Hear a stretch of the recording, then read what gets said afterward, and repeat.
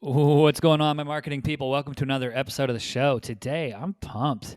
Coming from across the pond, the big pond over in Melbourne, Australia, we got Gabrielle Dolan with us. She is an author and speaker, helps go and train businesses on how to tell their stories effectively. She's also an author of a couple books you see there behind her if you're looking at the video of this episode. Gabrielle, welcome. Thanks, Jordan. It's really good to be here. And it is a big pond. We normally say across the pond between Australia and New Zealand, not Australia and America. Yeah, it's a little swim, It's it's it's a bit of a um, swim, yeah. but I can't wait to get into some of your teachings. But before we do that, I want to hear your story. How did you find yourself in marketing and getting to that point where you said, "Okay, it's time. I have so much knowledge. It's time for me to go and teach." And I'm gonna, go start writing and everything. Like, walk me through your journey in marketing and the listeners, and because I'm really, really interested to hear how you got to this point. Yeah, it's interesting you sort of say how you got into marketing, and part of me thinks, oh, I don't think I'm in marketing, but part of me also says, I think everyone's in marketing. Everyone's in marketing, whether they're marketing themselves, but everything they do all the time is marketing something. So look, I actually started in technology. I started my career in technology as a mainframe computer operator, which really is showing my age because I don't even think companies have mainframe computer operators anymore.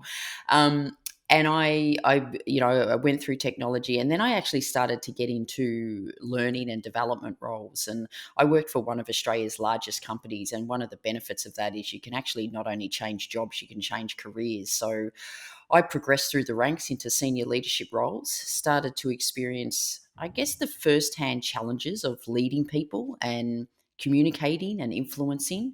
And then my last couple of roles were in some pretty senior change management roles. So this whole concept of how do you get your message across more effectively, and how do you influence people to do something different, and whether that's internally or externally.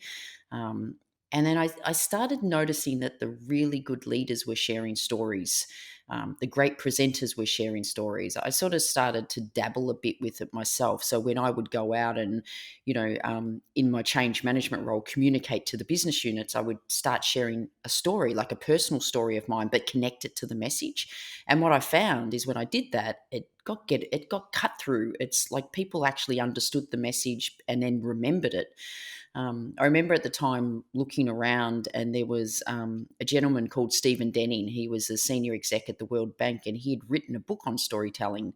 And part of me thought, if a senior exec from the World Bank's written a book on storytelling, maybe there's something in this. And this was about like 17, 18 years ago. And so I actually decided to leave the corporate world, and thinking, with my background in leadership, my background in designing training and delivering training, I thought maybe I could teach people how to tell stories more effectively. And that's sort of what I've been doing for the last 17 years. So it was a bit of a hard slog 17 years ago. No one was talking about storytelling. I'm sure marketers were, but no one else was. Now everyone seems to be talking about storytelling. So, yeah, predominantly I go into organizations and teach their leaders how to share stories more effectively, and whether they're sharing the stories internally to their employees or externally to their customers, how they do that well. I love it, and it's interesting too.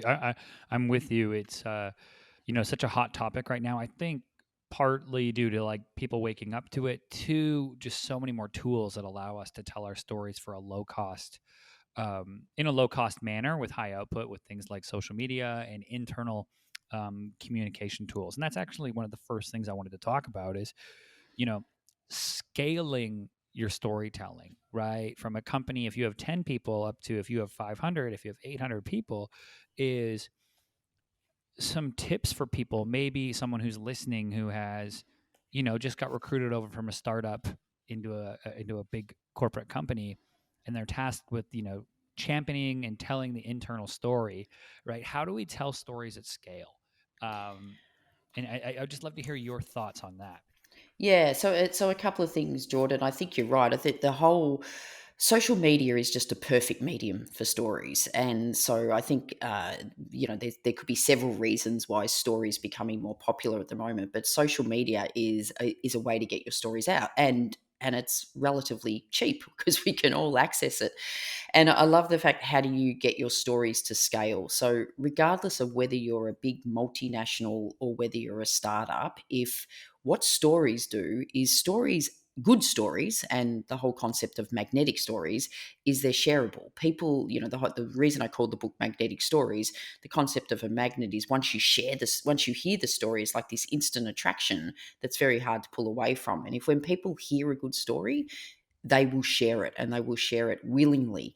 So, and social media is a great place to do that. So, the first step is finding the story. And then, and first of all, what story to share? Like, well, what stories do we start to share? But then getting it out there, and getting it out there both internally, putting it on your social media, yeah, and just sharing them constantly. And you can do that, like you said, whether you're a 10-person startup or a 100,000 multinational. I think the reason a lot of companies don't do it is I think they're still not sure of the power of stories. They don't understand the power of stories, and then they don't know how to do it, or they try to do it and it ends up being a timeline. I don't know if you've noticed this, Jordan, on websites the last few years, the About Us page has changed to Our Story. Everyone's changed Our Story. And I get in and look, and 9 times out of 10, it's not a story. It's still a timeline, which is not a story. So it's actually understanding what a story is in the first place. Yeah, it's interesting, right? Like, what is a story? And then I also think, similar to the dilemma that a lot of creatives face with the fear of feeling judged when they put their story out, and getting to that position, right? Where leaders are like, "Uh, is this even a good story?" Like, and getting over that fear, I think, is so important as well. Do you face that at all when you're doing this coaching and Yeah, speaking? it's one of the. There's probably two reasons I wrote the latest book. Is one is I saw people trying to implement storytelling and just not doing it right, like just going about it all wrong because they didn't know how to do it.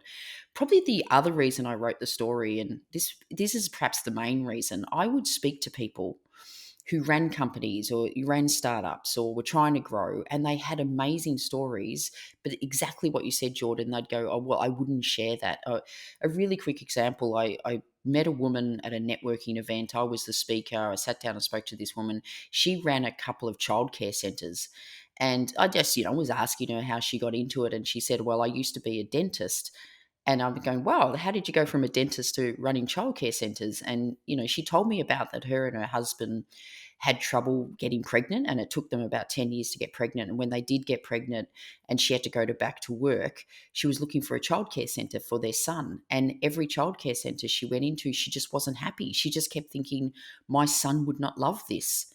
And so she decided to buy one and turn it into a childcare center that her son would love. And I just said, please tell me that story is on your website, because if I was looking for a childcare center, I would just read that story and go, sign me up. And her reaction was no. She goes, we use it internally, but I don't think it's, like I forget the word she had, appropriate, or no one would be interested. And I was just going, that is gold. When it comes to marketing, that story is gold.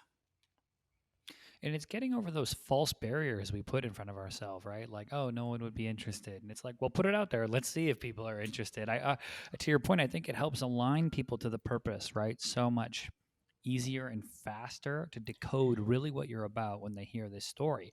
Now, I do want to, it's we're talking about it and we get it, but for that listener right now who's saying like, okay, well, like, what story, what types of story, what should I say? Like, I can't just come in and tell an entertaining story. How do I tie it back to the business?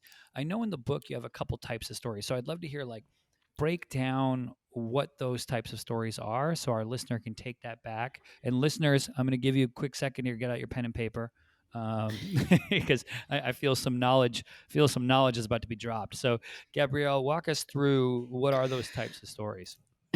Okay, I'm preparing for drop of knowledge.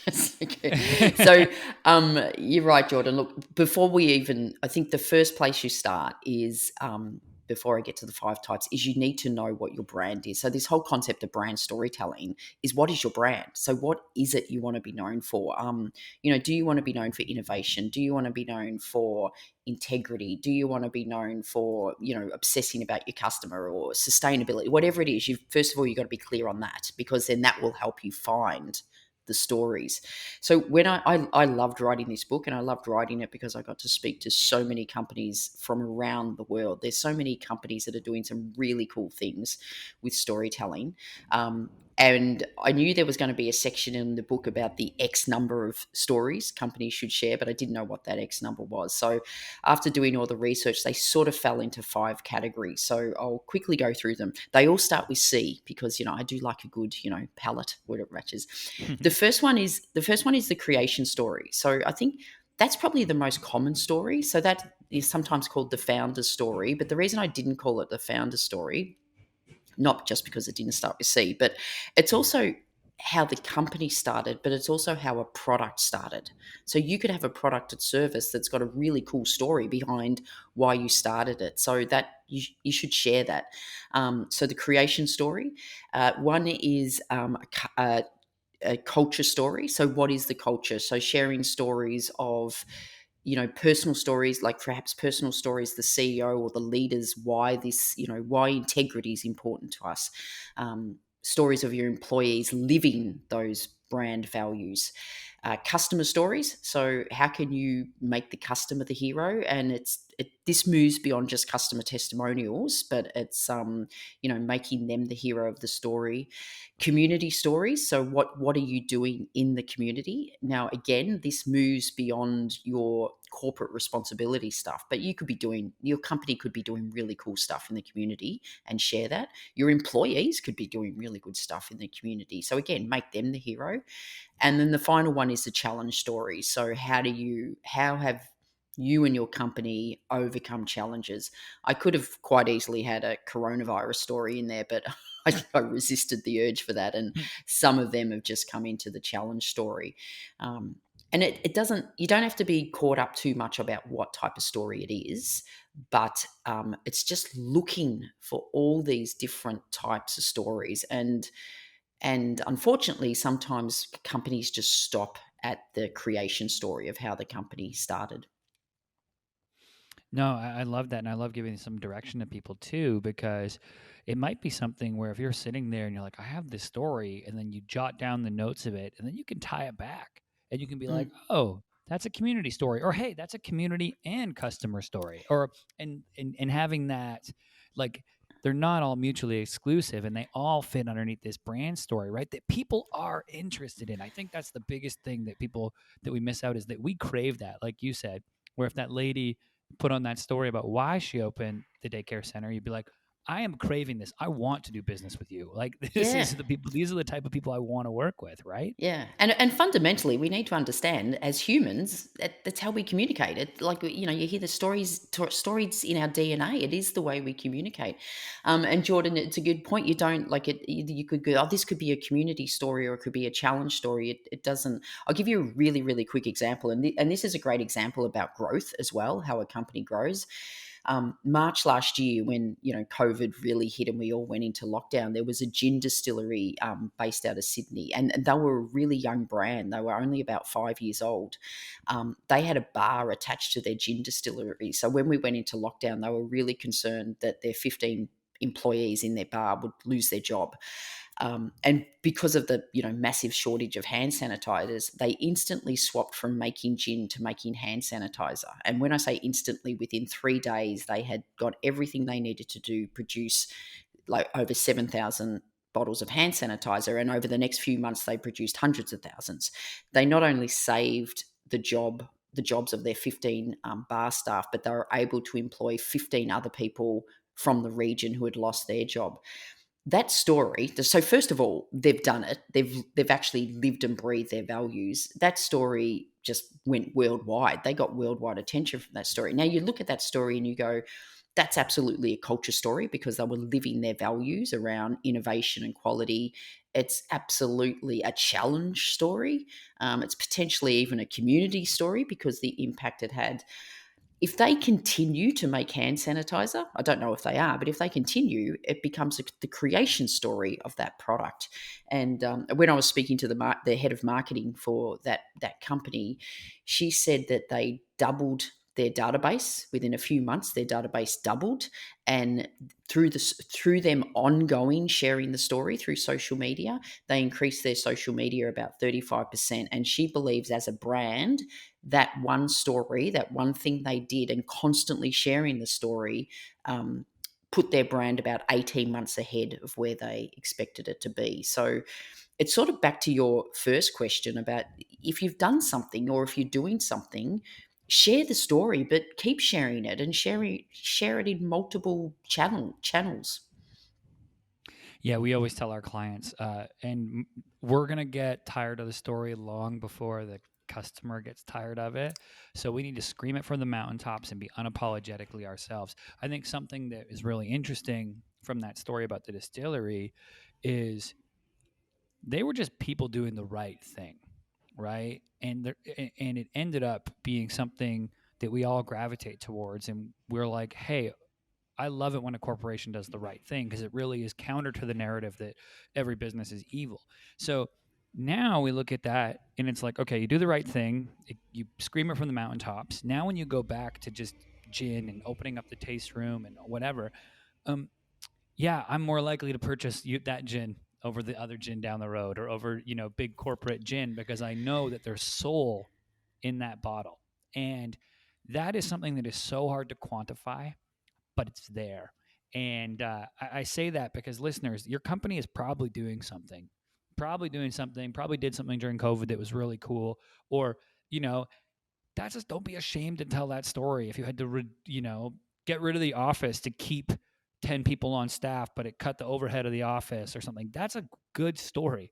Like, Mm.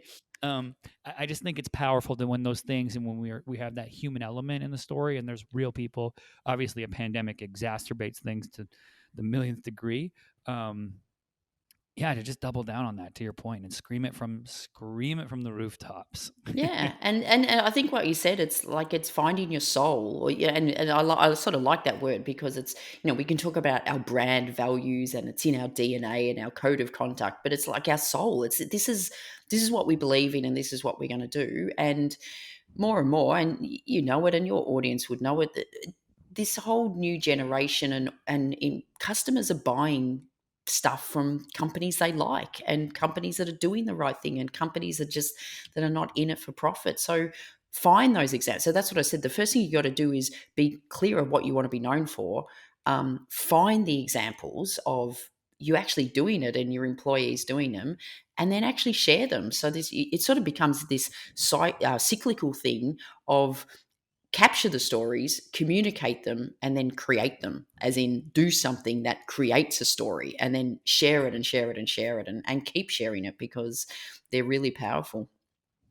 I love it. Now, that is a taste of the book, and I can't wait to dive in. Now, if people, Gabrielle, before I let you go, if people want to get the book, right, get the latest book, or learn more about you, um, connect with you online, like, one, where can they go grab the book? Two, where should they connect or follow you online? Yeah, so the book's in all the usual places: Amazon, Barnes and Noble, anywhere. It's paperback, e-version, audio. It's not me doing the audio, by the way, but it is audio. But if you're interested, GabrielleDolan.com is my website.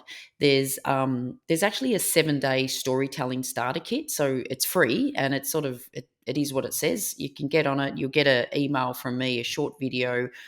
You'll get it once a day for a week, and it's just a way to get you started on storytelling, of thinking, oh, how could I do this? But yeah, if you're into marketing and you want to market your company through storytelling, then the latest book, Magnetic Stories, is pretty much marketed at that. I love it. I will put links to that in the show notes page as well, so you guys can go and pick up a copy. I highly recommend. Um, Gabrielle, thanks so much for coming on today. I think this was no, it was great, and I learned a bunch, and I'm going to take some of this now to our clients. Thanks, Jordan. It's been fun. All right, everybody, that's it for this episode. As always, I'm your host, Jordan Shelton, and I'll catch you next time.